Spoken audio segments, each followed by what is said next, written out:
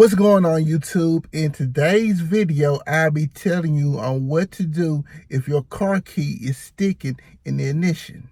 So basically, your car key starts sticking to the ignition or any other lock because of the many uses of that key over time.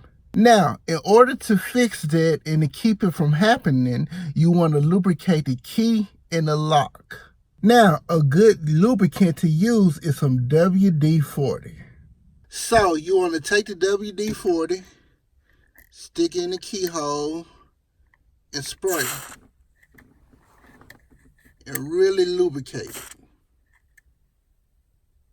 After you do that, you want to stick your key in the ignition, wiggle it left and right to really lubricate it. Now, once you get it lubricated good, sticking your key in back and forth, it would not stick again.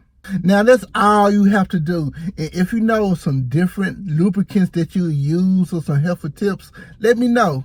Like, comment, subscribe, follow me on all my social media, and have a blessed day.